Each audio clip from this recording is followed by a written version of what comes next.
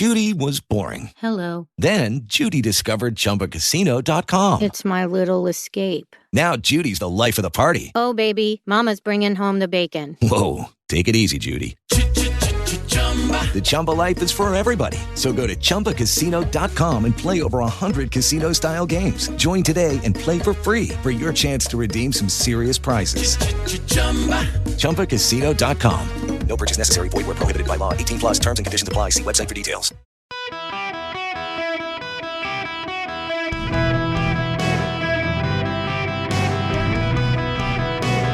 Welcome to the Eric Erickson Show podcast, Hour 2. Hello and welcome. It is Eric Erickson here, the Eric Erickson Show across the nation. The phone number is 877-973-7425. There is breaking news happening right now based on precinct-level data in Virginia and county-level turnout data in Florida for Election Day. Democrats are behind the scenes in panic. They have a turnout problem that probably can't be solved in the next 6 hours. Dave Wasserman of the Cook Political Index reporting that based on an analysis of the data happening in Virginia and Florida, two states on the East Coast with real-time data models or data collection for who's turning out, Democrats are not right now showing up to vote in Virginia or Florida. Two states where if the Democrats aren't showing up, it's probably indicative of other states as well. This could be very bad news for the Democrats. Also, it turns out in a review of the early vote in Pennsylvania, it was far less of a turnout than even 2020. This is going to be a big deal for the Democrats. Now, I need you to just let me talk with you for a minute, not at you, but with you. You can yell back at me. But before I do any of that, I'm getting overwhelmed with emails, phone calls, and text messages from folks. So let me just say, I don't yet know about my wife's scans. I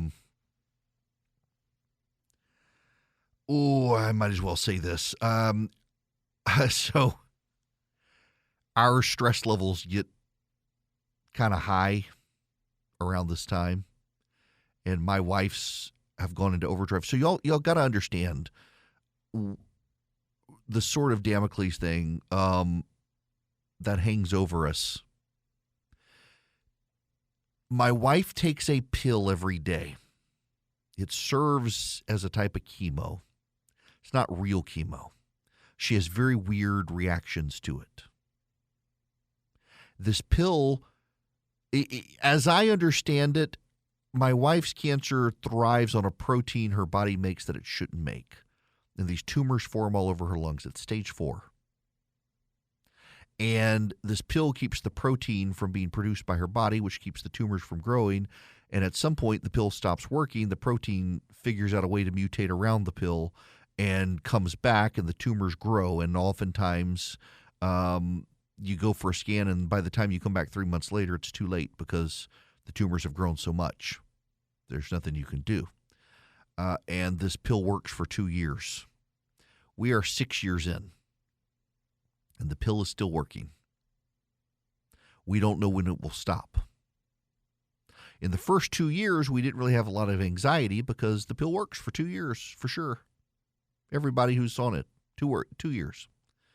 So now every time we go back, we're like, is this when the gig is up? And so stress levels go through the roof. For a very long time, I had a friend of mine who would on Thursday nights before the Tuesday scans. The scans are always on Tuesdays. He would take me out on Thursday night. I would get a hotel room, and we would stay up all night and drink too much and watch Happy Gilmore and take my mind off of it. And not in a position to be able to do that anymore. My wife doesn't have that kind of outlet, and she kind of just stews on the stress in the last few days. So I grilled hamburgers on Sunday night, and one of them, I have the greatest grill ever invented. It's called a DCS. It's made in New Zealand, and it gets over 1,500 degrees on every square inch of that grill if you get it up to the sear setting. And I was grilling burgers, and I turned it to sear because it kind of gets so hot it cleans itself. Was taking the burgers off, and a blast of hot air hit my eye, and I flinched and flipped one of the burgers into the bushes behind the grill. One, the grill was too hot for me to reach back there, but two, it was in the bushes. I couldn't get to it anyway. Well, the dog did yesterday, and our dog is not an outside dog. We've got a golden doodle, and the dog tried to swallow the hamburger whole and choked. The dog, my wife loves the dog more than my wife loves me. We're very open about this. Needless to say, thankfully, the dog was able to cough up the burger, did not die. But wow, was I in the doghouse yesterday. Every bit of stress came out. It sounds kind of silly now, I guess, but she was very upset, very shaken by the dog being unable to swallow, unable to breathe, unable to eject the burger. It was a rough night in the Erickson household. I was in the doghouse for sure as the stress builds up, and we go through this every 3 months. And I apologize if I'm snippy with some of you today on the phone. It's just waiting. Will today be the day where we find out that life as we know it comes to an end and we start something new, different, and difficult? And we go through it every 3 months. And so I appreciate your prayers. And as soon as I know, I will let you know, but I don't know. And I'm getting antsy not knowing. But we'll get there. We will survive. I want to spend a moment before I get back to phone calls just talking about Stacey Abrams, because she's been a national cause celeb by the left, and she's going to lose today. I have sources within her campaign who are very good sources connected to her campaign who tell me key staff began leaving last night. They weren't going to stick around today because she's done for. She's over and done with. I was kind of annoyed. Patricia Murphy is a former Democratic staffer who's now like the senior political editor at the Atlanta Journal-Constitution, who did an analysis of why Stacey Abrams isn't catching the wind at her back, why she's not catching fire this time. It's kind of like, I don't know why she's not working well. Here's the problem. There are candidates on both sides of the aisle who begin to believe their press. And Abrams is one of those candidates. As she began to be wooed by the left, she wooed the left, they wooed her back. Hollywood loved her. And she became someone unrelatable. The worst thing to happen to a candidate is unrelatable. I'll tell you what my team prefers me not to tell anybody. Oh, they know immediately when I say this exactly what it is. I'm surprised they're not rushing in here to like force me into commercial break. I have a situation that requires me to travel non-commercially on a plane on Friday. I'll put it to you that way. Thank you, Priority Jet. They're like, oh, don't talk about this on the radio. Make you unrelatable. I actually had to tell my kids, don't talk to people about this. People don't like people who travel like that. It sounds very pretentious. It sounds like you're bragging even when you don't mean to. So you don't talk about it. This is a special situation that requires it, and so it's being taken care of. But normally I wouldn't. I flew Delta to Orlando the other day, but this is a unique, special circumstance. But it's something that everyone's like, don't talk about it. It makes you unrelatable. You've got to be relatable to win votes, to hold an audience. You can't be this aloof jackwagon. And unfortunately, Stacey Abrams has become the aloof jackwagon. Stacey Abrams is more at home with people in Hollywood than with people in Georgia. She's become tone deaf to the politics of her home state. She has not served an elected office in 8 years or so. She only served in office as a state House of Representatives member in Georgia. You would have thought she had been governor of the state. And I know she claimed to be governor of the state, but you would have thought she held a higher office than state representative in Georgia. Yes, she was the House minority leader, but being the minority leader in the House of Representatives when the Republicans controlled everything is a nothing burger job, frankly. So she attached great importance to who she was. The media attached greater importance to who she was, and she believed she was important. And she lost touch with the people who matter, the voters. She served as president of United Earth, and it became a line the Republicans could parody her for. Last night, I hosted the governor of Georgia, Brian Kemp, in the Republican statewide tickets pep rally, final pep rally. And I started by asking the people there, the crowd, if they were ready to beam up Stacey Abrams and send her back to beam her back to Hollywood. And the crowd went wild. It's become the butt of jokes. She is unrelatable at this point. She lacks a sense of humor. She lacks a relatability. She went to a school of elementary school kids in February of 2022, and she sat down with these children, all of whom were in masks, and she was not. And no one in her campaign questioned that that was a good idea. It went to be this viral photo. That was the moment Stacey Abrams lost the election. She was never going to win it because Brian Kemp showed people he was his own man and not Trump's flunky. She was never going to win. But the decisive moment where it was game over came in February when she sat down for that picture with the kids. That became the defining moment of unrelatability. It wasn't Star Trek. It wasn't anything that came later. It wasn't saying 107 sheriffs in Georgia just want to throw black people in jail. It wasn't claiming abortion as an economic issue. That was the moment. She sat with a bunch of children in elementary school who were in masks, and she was not. It was the moment she became unrelatable. That was the moment she jumped the shark. And she will end tonight a has-been two-time losing candidate for the gubernatorial mansion in Georgia. A woman who on television was open about wanting to be president of the United States. She should have taken the offer from Joe Biden.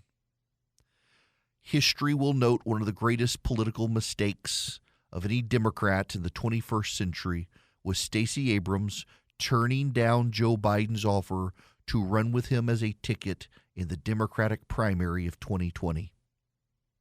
Biden wanted to form a ticket with Stacey Abrams to galvanize and rally black voters behind him to ensure his nomination, but he looked shaky and not a sure thing, and the governor's race in Georgia looked like a sure thing to her.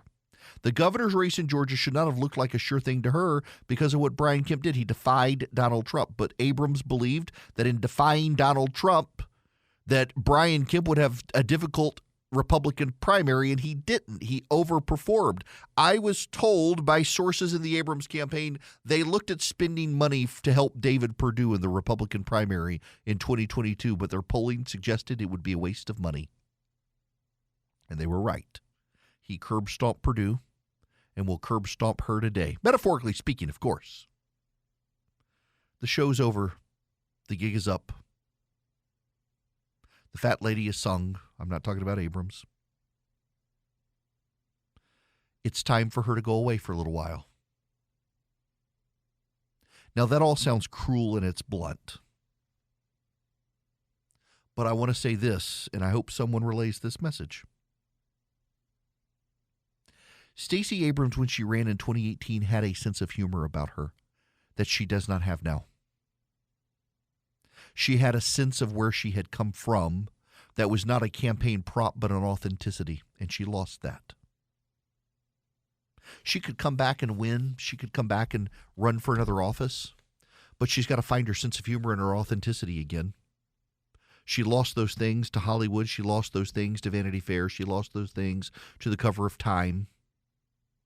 She became a hypothetical, abstract candidate, not a real person. And every candidate everywhere risks this. And the problem is that Abrams' campaign was convinced that given her education, given her pedigree, given the man she was running against, there was no way she could lose.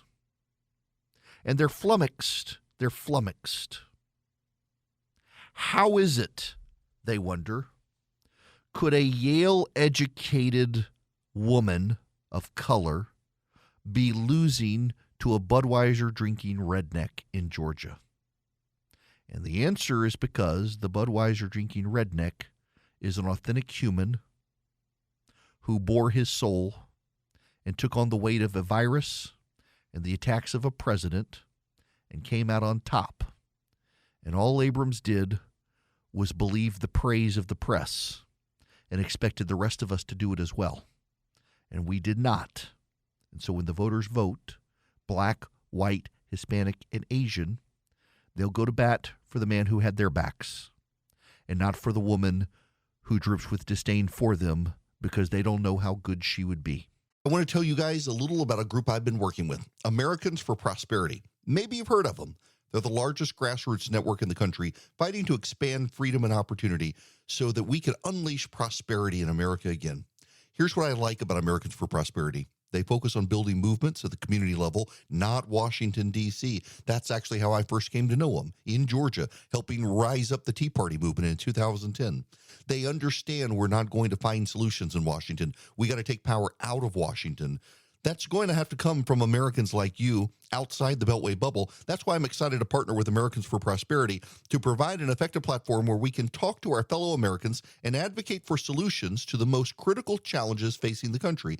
I encourage you to learn more about Americans for Prosperity by going to americansforprosperity.org/Eric. Hello there. It's Eric Erickson here. The phone number 877-973-7425. Phone lines wide open for your non-conspiracy theory stolen election questions. I'll entertain the others. I'm just pleased. Savor the win today, people. Savor the win. Right now, I'm going to go to Mike. You're going to be up next. Mike, welcome. Hey, Eric. Thanks for taking my call. I just had a question about the governor's races throughout the country, and I'm a Republican, but how do they impact nationwide? I mean, I hope the Republican in Nevada and New York wins, but how does that affect the national, the nation, I guess they'll say? Crime in particular, crime in the economy. So the more Republican your governor is, they tend to be more pro-business, pro-deregulation. That forces more competition among the states. Economically, that's good for us. On the crime level, it really, really, really is a big issue at the local level. It will force a crime package out of Congress that provides more resources to the states. Remember, starting back in the Obama administration, they walked back a lot of the quote-unquote militarization of police forces. They wouldn't give them a lot of surplus hardware for the federal government. I think that'll change. Those are the two big issues. The competition between the states becomes more aggressive, and that's a good thing. Competition lowers prices. It provides more jobs. It helps people navigate around the country. When California is so dominant, and California is still economically pretty dominant, it allows competition among the other states to attract businesses. And the business grows the states, and that's a good thing for all of us. Steve, you're going to be up next on the Eric Erickson Show. Welcome. Oh, hello, Eric. Thank you very much for taking my call. Sure. I've heard you talk in the past, and I'd like you to kind of revisit it a little bit about we've got a group of Congress people and maybe some senators who have only been in office in a position of the majority, and there's a potential that they will now be in the minority. And I think, you mentioned that they'll have their eyes opened up a bit because they were unwilling to negotiate in the past, held hard lines. And I just would like to hear that because it would make me feel good. Okay, so I honestly think there will be riots come January when the Republicans take over. I really do. These people have embraced the existential fear of democracy being doomed if the GOP takes over, and there will be some riots, probably in Washington, D.C., Portland, Oregon, and elsewhere. But I do think what is going to happen is Biden will either have to come back closer to the center and start negotiating with the GOP, or they're not going to get anything at all done, and the economy itself will go down. Both sides will blame each other for who wrecked the economy.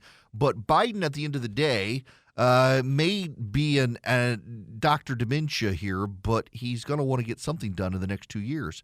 And he'll have to go through McConnell and McCarthy. The one thing I don't think he'll be able to get done is put more judges in the federal judiciary. I think the days of federal judges in the judiciary by the Democrats comes to a grinding halt.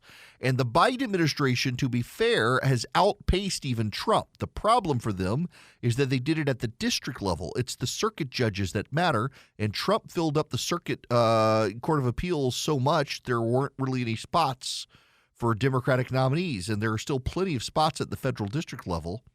And now those won't get filled. They will wait for a future Republican president. And by the way, guys, if the Republicans do blow it out of the water in the Senate and get to 54-55, they have a really good shot at getting a filibuster-proof 60-seat majority in 2024, given the seats that are up, many of them held by Democrats in states won by Donald Trump, even in 2020. It's a bad sign for the Democrats. They kind of know this is it for their majority, at least for the next 4 years, if they lose it tonight, which looks like they're going to do. 877-973-7425. Hello there. It is Eric Erickson here. I want to go back to your phone calls here, 877-973-7425. Before I do, though, I need to say something to all of you, particularly if you're a Democrat. I really, truly, genuinely need you and want you to listen to me. You have been told that democracy is threatened. You have been told this may be the last election. And I know some of you believe that, and I need you to know you're wrong. And I know because I'm from the party that pioneered this fear tactic of telling you this is the last election. It's the last best chance to get it right. It's the last election. They've been doing this for a while. They want to amplify your fears because they want to motivate you by fear to vote. Do not live by fear, and do not vote by fear.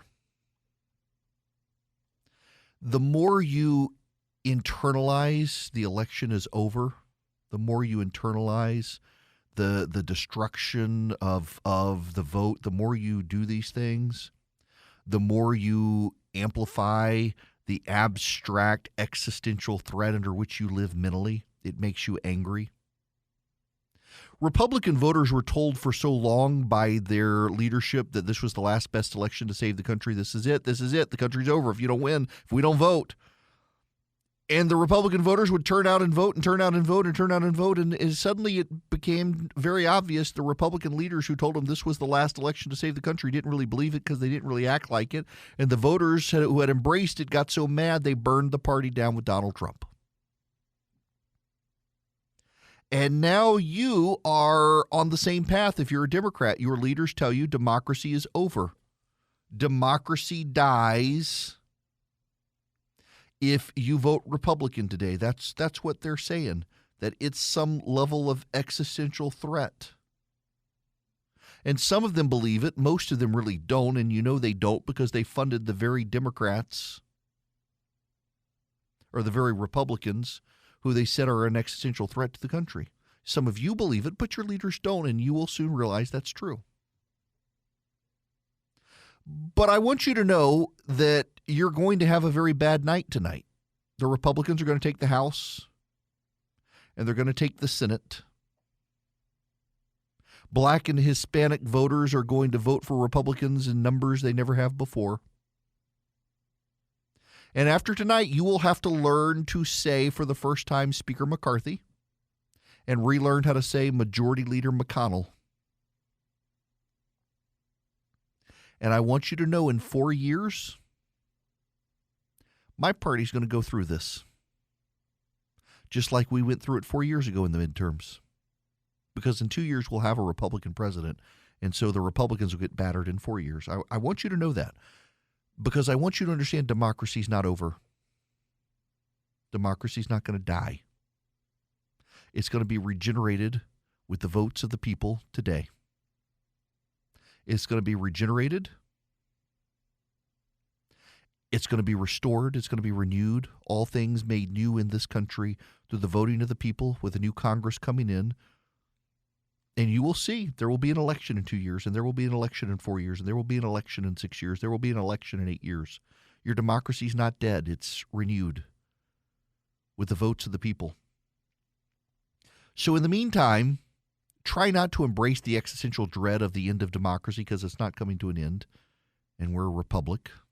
This is our democratic act in the republic. But also love your neighbor. Because if democracy did end, your neighbors and you can take care of each other when there's no national government to do so or an authoritarian hand comes looking for you, they can protect you. But love your neighbor. The neighbor who disagrees with you vehemently in politics, the neighbor who has the Brian Kemp sign in his yard when you have the Stacey Abrams sign in the yard, learn to love that person as a brother, as a friend, as a neighbor, as someone who you can talk to things about that are not political. Because that actually does you a lot of good mentally when you can relate to people without politics, when you can find someone and find something you have in common with that person, even though you disagree about the way the world works.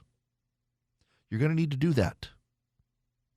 Because I'm looking at the data as it's happening around the country in the states that provide it in real time, and the Democrats aren't showing up today to vote. It's now gone beyond Florida and gone beyond Virginia to other states. Republicans are showing up today to vote. Democrats are staying home. It is, as I'm talking right now live, 1:41 p.m. There's not enough time between now and polls closing to change the trajectory, at least in the East Coast and Central Time Zone. That's where most of the votes are. Doom is coming for your side today, and it's okay, because you will win an election again. It's just today. The democracy's not over. You and I will survive. We'll all go on about our way. We'll continue to agree to disagree. Life will go on as we know it. Now let's go to the phones. Jason, you're going to be up next. Welcome to the show. Hey, Eric. Enjoy the show. Thanks for taking my call. Sure. So if the Republicans take back the House and the Senate like is predicted, where does that leave election deniers? I mean, at any point, is something going to change their mind? I don't know. I asked this a couple of weeks ago on the show. I guess last week I asked it. Philip, if you're listening, we probably ought to push that video out ASAP today before the polls close so we can all rejoice together without being mad at each other. Listen, I don't actually understand what the real excuse will be for election deniers other than, well, the states changed the laws, except I think Oz is going to win in Pennsylvania. They didn't change the law. I think Laxalt and Lombardo or the Republicans are going to win in Nevada. They didn't change the law. So what actually changed? I don't know what they're going to use, but I'm sure there will be some rationalization for it, Jason. But the fact of the matter is that the election was not stolen in 2020. It's not going to be stolen this time. What's going to happen is the GOP is going to win. If somehow, God forbid, there's a massive wave of Democratic votes tonight, well, then I'll have to rethink things. But I don't think that's going to happen. And I hope that the people who thought 2020 was stolen will rethink things. Ryan, you're going to be up next. Welcome to the show. Hi, Eric. Thank you for taking my call, and prayers with you and your wife and your family. I wanted to just add hopefully a little bit of humor and lighten the mood. A couple of weeks ago, you were talking about Biden appointing an ambassador to the environment. I believe her name was Medina. Yeah. And I was a little surprised that at her press conference, she didn't ask if Harambe, Old Yeller, and Bambi's mom were there. And by the way, you know, this is Ron Klain, the White House chief of staff. It's his wife, who's now the ambassador to the environment. She will go out and negotiate the peace deals with the redwood trees. Yes. Well, yep.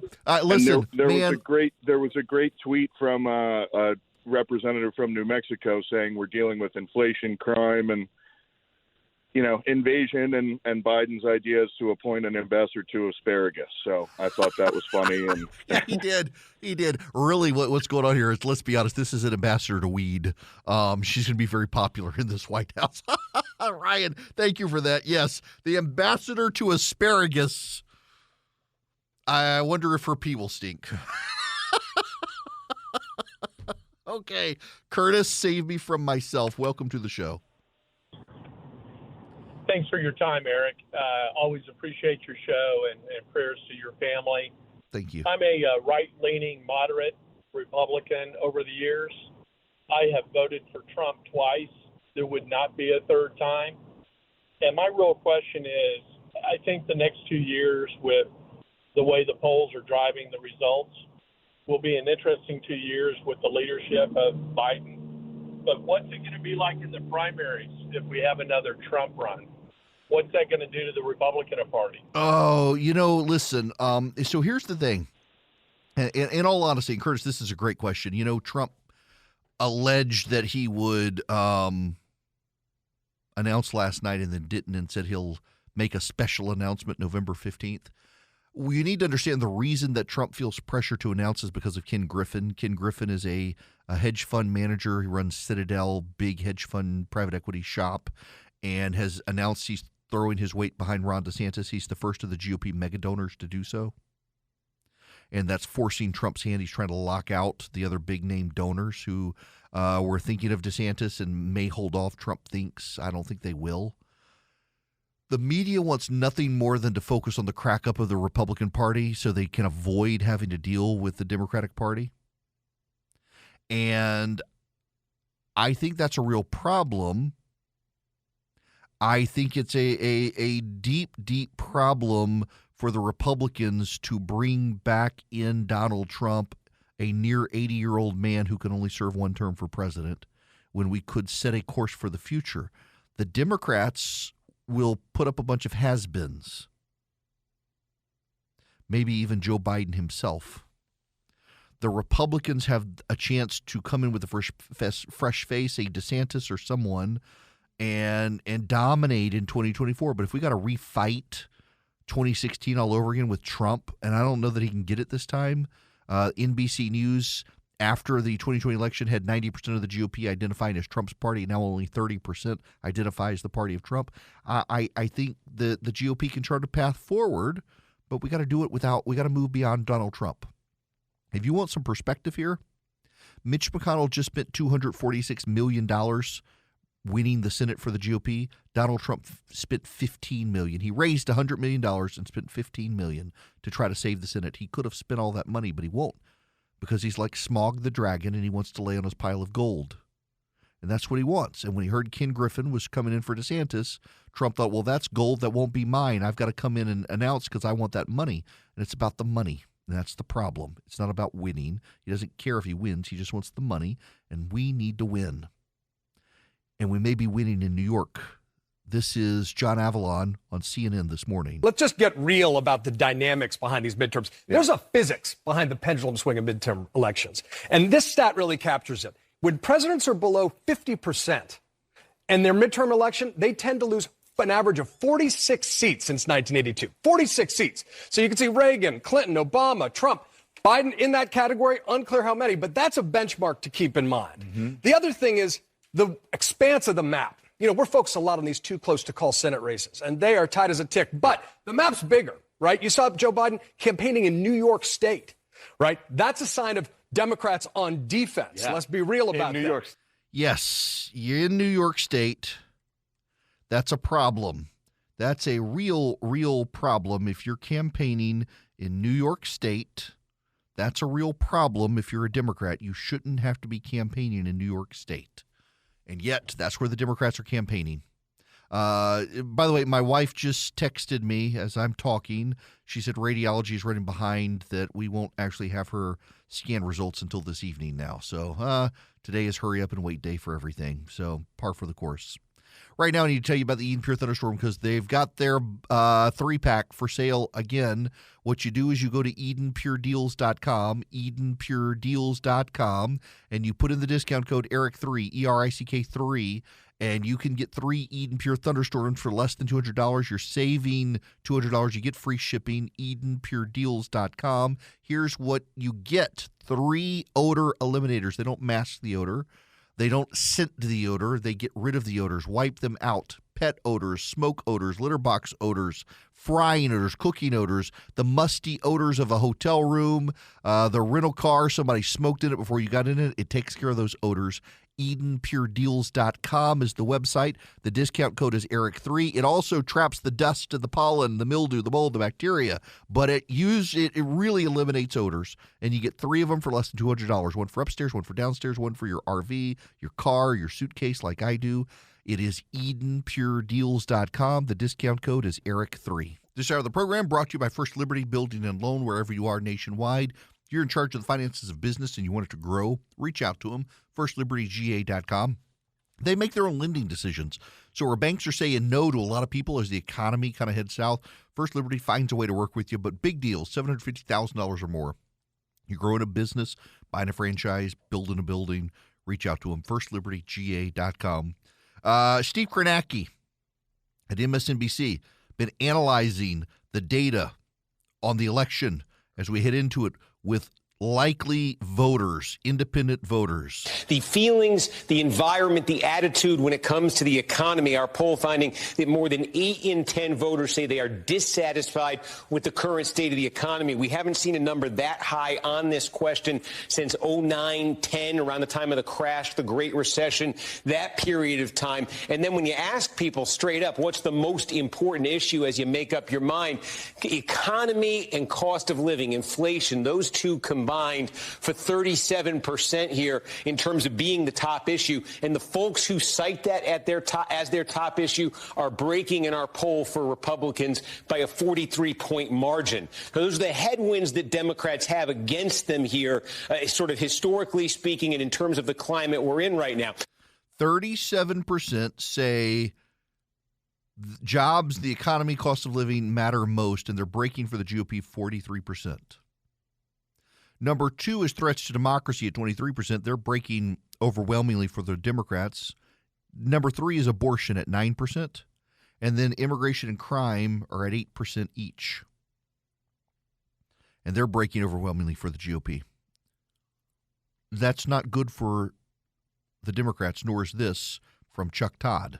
Biden's job approval rating sits at 44% in this final NBC News poll. By the way, all-time low with independents. His approval rating is just 28%. And let me put this in context for you. What does a job rating mean? Some people believe it's the single most important indicator to understand where a midterm election is going. Bill Clinton's 44% job approval rating translated into a 54-seat loss for his party. A 45% job approval rating for President Obama in 2010 translated to 63 lost House seats. 46% for President Trump, 40 House seat loss for his party. So what will 44% give us? And here's, to me, the number you probably ought to care about the most in this poll. The state of the U.S. economy. 81% tell us they're dissatisfied. This is the second highest number we've ever recorded. The last time it was this high was just before the 2010 election. And you know how that one went. Exactly. All right, to the phones. Daniel, you're going to be up next. Got about a minute. Welcome. Hey, Eric, real quick. I woke up this morning to some of my political signs vandalized, and I'm not going to take them down. I'm going to leave them up because I'm not going to let anybody intimidate me. It's my choice, my vote, and I'm probably going to piss off a lot of Republicans and Democrats because I didn't vote for anyone in the U.S. Senate race. I didn't like anyone, and I wasn't going to get behind someone just because somebody was trying to strong-arm me, and I told you that months ago, and I still am not going to. But if it goes to a runoff, I'll have to make a hard choice. Good for you. Good for you. Voting is way more important than who you vote for. It really is. And I know people who couldn't bring themselves to vote in the Senate race. That is on your conscience or not. However you feel, that's fine. I know a lot of people who voted for Walker. I know a lot of people who voted for Warnock, and I know a lot of people who didn't vote at all. I'm actually very curious to find out what the undervote is in that race because I think that'll be the most undervoted race in Georgia, with a lot of people refusing to vote altogether in that race, and that may put us into a runoff. I never thought I would miss the adult underwear and the erectile dysfunction ads, but I'm ready.